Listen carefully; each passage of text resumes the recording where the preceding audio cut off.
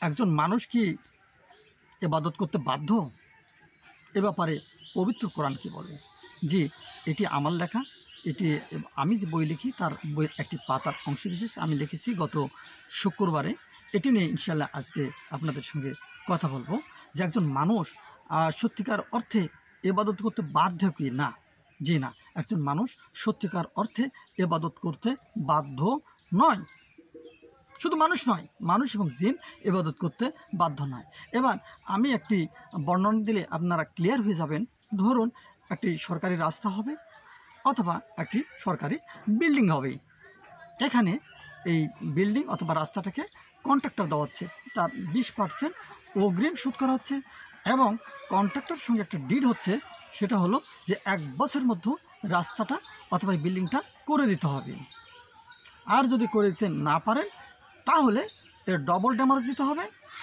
আর যদি করে দিতে পারেন তাহলে যেটা এর চুক্তি আছে চুক্তির সাথে আরও 5% আপনাকে ধরে দেওয়া হবে। এবার সম্মানিত ভিউয়ার্স, বলুন তো এই রাস্তা বা বিল্ডিংটি করার জন্য সরকার পক্ষের কি আর পিডাব্লিউডির প্রয়োজন হবে? মোটেও প্রয়োজন হবে না।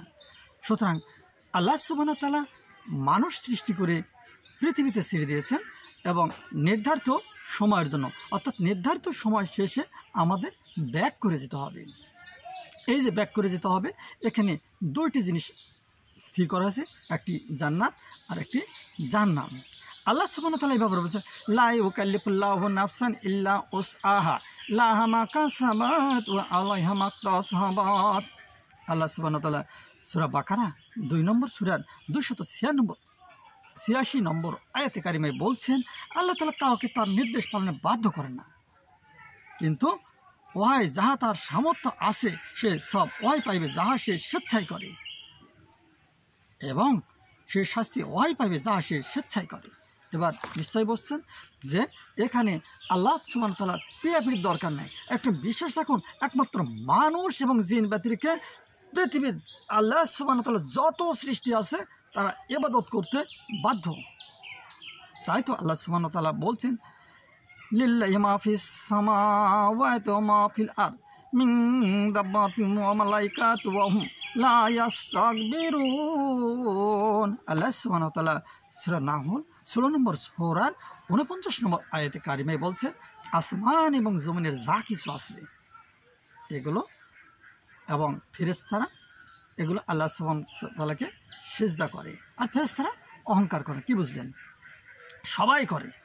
এরপরে যদি আরও একটু বিস্তারিত দেখেন, সূরা রদ 13 নম্বর সূরার 15 নম্বর আয়াতে কারিমা যদি দেখেন, ইচ্ছাকৃত হোক আর অনিচ্ছাকৃত হোক আসমান এবং জমিনের যা কিছু আছে সবই আল্লাহ সুবহানাহু ওয়া তাআলা তাসবিহ তাহলিল করে এবং সিজদা করে। এরপর যদি দেখেন সূরা হজ 22 নম্বর সূরার 18 নম্বর আয়াতে কারিমা দেখবেন, সেখানে একই কথা বলা হচ্ছে, আসমান এবং জমিনের যা কিছু আছে এগুলো ইচ্ছাকৃত হোক আর অনিচ্ছাকৃত হোক এগুলো তো সিজদা করে, এবং মানুষের মতো মানুষের ছায়াগুলো সিজদা করে, আর মানুষের মতো কিছু কিছু মানুষগুলো সিজদা করে। তার মানে এরা এই ইবাদত করতে বাধ্য। এখন আপনার মনের মধ্যে প্রশ্ন জাগতে পারে, তাহলে কীভাবে বুঝবো যে তারা ইবাদত করতে বাধ্য? যে আসমান খুঁটি ছাড়া দাঁড়িয়ে আছে, আল্লাহ সুবহানাহু ওয়া তাআলা সৃষ্টি করেছেন, আল্লাহ সুবহানাহু ওয়া তাআলার এই সৃষ্টি তখন থেকে শুরু করে এখন পর্যন্ত তার আইনকে লঙ্ঘন করেনি, ওইভাবে দাঁড়িয়ে আছে। জমিন ভূমি বিছানা স্বরূপ হিসেবে আছে, এবং সূর্য চন্দ্র যেখানে যে জিনিসগুলো তৈরি করা আছে তারা তাদের ধর্ম পালন করছে। একমাত্র মানুষ এবং জিন ব্যতিরিক্ত আল্লাহ তাই তো কোরআন কারিমে বলেছেন, মানুষের মধ্যে কিছু কিছু মানুষ করে আর বাকি মানুষ যারা আছে তাদের উপর শাস্তি অবতারিত হয়েছে শুধু তার কারণে। এখন প্রশ্ন, কেন? আল্লাহ সুবহানাহু ওয়া তাআলা যতগুলো সৃষ্টি আছে তার মধ্যে একমাত্র মানুষ এবং জিনের মধ্যে বিবেক দেওয়া আছে। সে জানে কোন কাজটি ভালো এবং কোন কাজটি খারাপ, কোন কাজ করলে কল্যাণের পথে যাবে, কোন কাজ করলে অকল্যাণের পথে যাবে, সে কিন্তু সুনিশ্চিত জানে। সুতরাং একে ইবাদত করতে বাধ্য করা হয়নি, তবে সে ইবাদত করবে, এবং এই দুটি জিনিসের জন্যই জান্নাত এবং জাহান্নাম স্থির করে রাখা হয়েছে।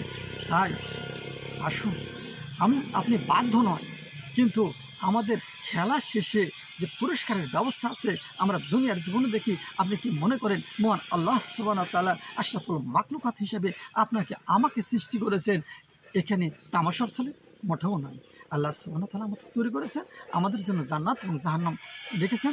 তাই মানুষ ইবাদত করতে বাধ্য না হলে মানুষ তার নিজের কল্যাণের জন্য অবশ্যই ইবাদত করবে। আল্লাহ সুবহানাহু ওয়া তাআলা আমাদের সঠিক বুঝদান করুন। সকলে আমিন। আসসালামু আলাইকুম ওয়া রাহমাতুল্লাহ।